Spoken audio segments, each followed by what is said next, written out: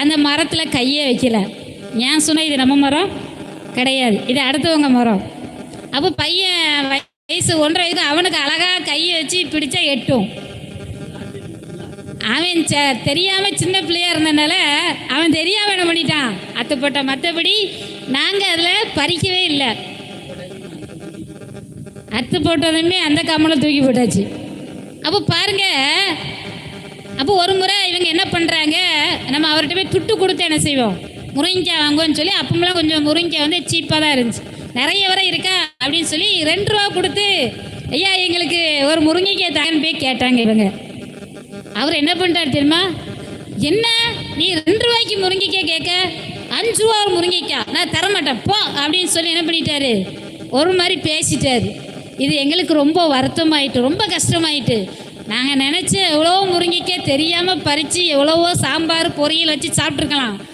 ஆனால் கர்த்தர் பார்க்குறாரு, நம்ம உத்தமமாக நடக்கணும், உண்மையாக நடக்கணும்னு சொல்லி அவர்கிட்ட துட்டு கொடுத்து முருங்கைக்காய் வாங்கலான்னு நினச்சா அவர் இந்த மாதிரி பேசிட்டாரு அப்படின்னு சொல்லி ரொம்ப கஷ்டமாயிட்டு. ஆனால் அந்த வீட்டில் 1 வருஷம் இருந்தோம் ஒத்திக்கு. அதுக்கப்புறம் என்ன பண்ணோம், இன்னொரு வீட்டுக்கு நாங்கள் மாறி போக வேண்டிய சூழ்நிலை வந்துச்சு. போயிட்டோம். நாங்கள் அடுத்த வீட்டுக்கு போயிருக்கோமோ அந்த வீட்டில் 2 முருங்கை மரம் நிற்கி. 2 முருங்கை மரம் நிற்கி. அதில் ஒரு முருங்கை மரத்தில் காய்க்கவே செய்யாது, ஒரு முருங்கை மரத்தில் காய்க்கும், அது கட்டைக்காய்.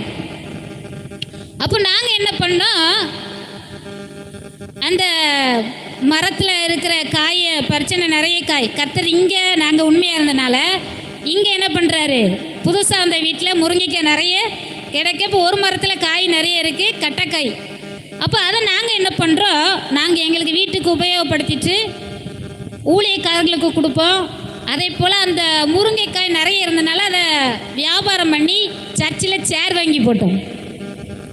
அதுக்காக ஒரு பாட்டியம்மா நியமித்து, அம்மா இதை கொஞ்சம் நீங்கள் என்ன செய்யுங்க விற்றுத்தாங்க அப்படின்னு சொல்லி பாட்டியம்மா அடிச்சோன்னா அவங்க போய் என்ன செய்ய விற்றுட்டு வந்தாங்க. இதை கேள்விப்பட்ட இதை வந்து எதிர்த்த விட்டு ஒரு பாட்டி உண்டு. அந்த பாட்டி கவனிச்சுட்டே இருந்துட்டு நேராக ஓனர்கிட்டவே போட்டு கொடுத்துட்டு, ஐயா உங்களுக்கு ஒன்று தெரியுமா, உங்கள் வீட்டில் இருக்காங்கல்ல ஒத்திக்கி, அவங்க என்ன பண்ணுறாங்க, முருங்கைக்கெல்லாம் போய் விற்றுட்ருக்காங்க அப்படின்னு சொன்ன உடனே அந்த வீட்டுக்காரங்க என்ன பண்ணிட்டாங்க தெரியுமா, நீங்கள் அப்படியா பண்ணுறீங்க, இந்த வாரேன்னு சொல்லிட்டு அவங்கக்கிட்ட ஒரு சாவி உண்டு, எங்ககிட்ட ஒரு சாவி உண்டு, கேட் சாவி. நாங்கள் கரெக்டாக ஞாயிற்றுக்கிழமை வீட்டில் இருக்க மாட்டோன்னு அவங்களுக்கு தெரியும், வெள்ளிக்கிழமை இருக்க மாட்டோன்னு தெரியும். ஒரு முறை சர்ச்சைக்கு வந்துட்டோம்.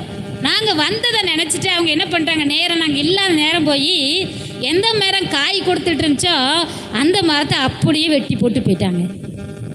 அதில் நிறைய காய் பிஞ்சு காயாக இருந்துச்சு, இன்னும் கொஞ்ச நாளில் பண்ணி நல்லா விளைஞ்சிரும்.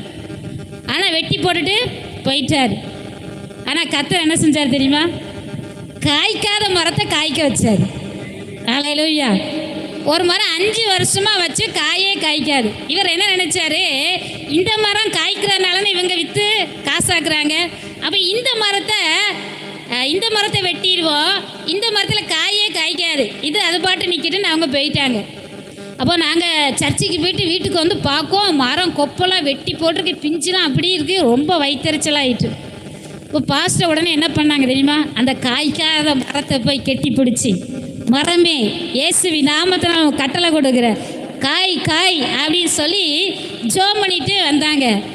5 வருஷம் காய்க்காத மரம் நல்லா காய்க்க ஆரம்பித்து விட்டது. ஹல்லேலூயா. பூ பூக்க ஆரம்பித்தது, பிஞ்சு நிறைய வர ஆரம்பித்தது, காய் அதிகமாய் காய்க்க ஆரம்பித்தது. இந்த மரத்திலேயாவது கட்டைக்காய் தான், ஆனால் அந்த மரத்தில் சரியான நீளம், நல்ல உயரமாக இருக்கும், நல்ல நீட்டமாக காய் காய்ச்சுது. அந்த காய்க்கிற காயை பார்த்து தெருல போகிற ஜனங்கள்லாம் எங்களுக்கு காய் தாங்க, எங்களுக்கு காய் தாங்கன்னு சொல்லி வீட்டுக்கு தேடி வந்து என்ன பண்ணுவாங்க, ஒரு காய் 5 ரூபாய்க்கு வாங்கிட்டு போனாங்க. அவ்வளோ சரியான நீளம். கர்த்தர் என்ன பண்ணார், அதிகமாக ஆசீர்வதித்த. அதுக்கப்புறம் அவரால் ஒன்றுமே செய்ய முடியல. லாஸ்ட் என்ன பண்ணாங்க தெரியுமா, அவங்க வீட்டுக்காரங்க அங்கே வந்து முருங்கைக்காய் பரவாயில்லையே, காய்க்காத மரத்தில் இப்போ காய் காய்ச்சிருக்க அப்படின்னு சொல்லி அங்கே ஆச்சரியப்பட்டு அந்த மரத்தை வெட்டி போடலை, வரும்போதில் 2 பறிச்சுட்டு போனாங்க. ஹல்லேலூயா. செழிப்பாக கர்த்தர் காய் தந்தார்.